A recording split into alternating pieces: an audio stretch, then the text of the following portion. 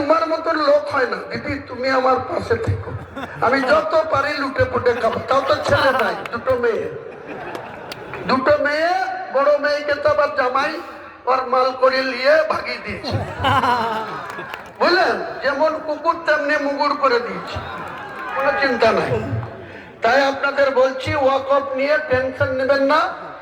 আর March এপ্রিলে যে vote আসবে, সেই ভোটে মুর্শিদাবাদের 22 আসন আমাদের চাই। আমি সিপিএমকেও আমার দলে জোটে আসতে বলেছি, অধীর চৌধুরীর কংগ্রেসকেও বলেছি, আইএসএফ এর সাথে আমার কথা হয়ে গেছে, মিমের সাথেও আমার কথা হয়ে গেছে। একটাই টার্গেট, মমতা বন্দ্যোপাধ্যায়কে চেয়ার থেকে নামানো, বিচারচারিতা করা, উপযুক্ত শিক্ষা মমতা ব্যানার্জিকে দিতে হবে। আর সেটা মুসলমান ভাইরাই পারবে। মুসলমান ভাইরা যদি ইমানদারি ভাবে নিজেদের সম্পদ রক্ষার্থে, নিজেদের মর্যাদা রক্ষার্থে আমাদের উপরে একবার ভরসা করে সুযোগ দিয়ে দেখুন।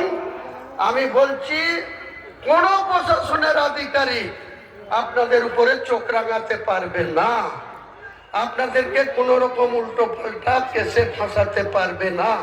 আল্লাহ আমাকে যতক্ষণ বাঁচিয়ে রাখবে, আমি মুসলমানের উপরে কেউ উল্টো পাল্টা চোখ রাঙাবে আমি সহ্য করি না, করব না, কোনো মতেই করব না।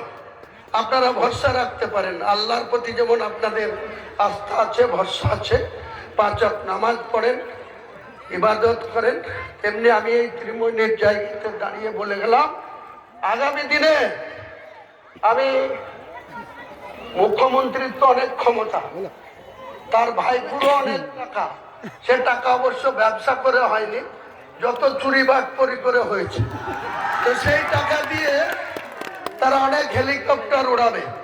আপনাদেরকে জানিয়ে রাখি, আমি গোটা বাংলার 294টা সিটের মধ্যে আমি যে 135টা সিটে প্রার্থী দেব, আমি একটা আসাম থেকে একটা হেলিকপ্টার কোম্পানির সঙ্গে 6 জন প্যাসেঞ্জার আর 2 জন ক্রু মানে ড্রাইভার যারা চালাবে, এই 8 জন চাপার একটা হেলিকপ্টার 3 মাসের জন্য এগ্রিমেন্ট করেছি।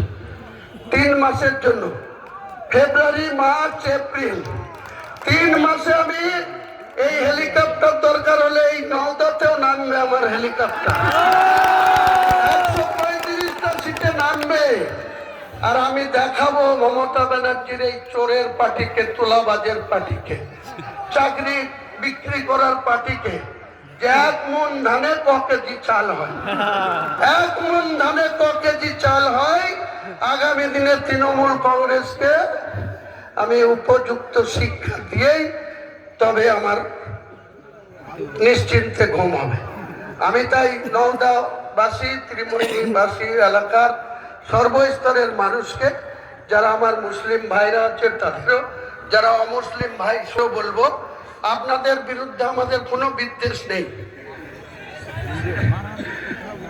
নেই, কিন্তু ভোটটা আগামী 26-এ নির্বাচনে আমাদের দিতে হবে। কেন জানেন তো?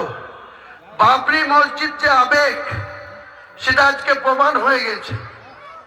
শুধু ভারতবর্ষের মুসলমান না, আজকে পৃথিবীতে অনেক দেশ আছে, আমার কাছে প্রতিদিন অন্তত বলতে অনলাইন কল আসে বিভিন্ন দেশ থেকে, কাতার, সৌদি আরব, বাংলাদেশে তো ডেলি 10টা করে কল আসে বাংলাদেশ থেকে, অন্যান্য দেশ থেকেও আসে। তারা শুধু বলছে আপনি অ্যাকাউন্ট দেন, আমরা টাকা পাঠাবো। আমি বলেছি একটু সময় লাগবে, কারণ আদার কান্ট্রি থেকে টাকা নিতে গেলে একটা সিস্টেম আছে।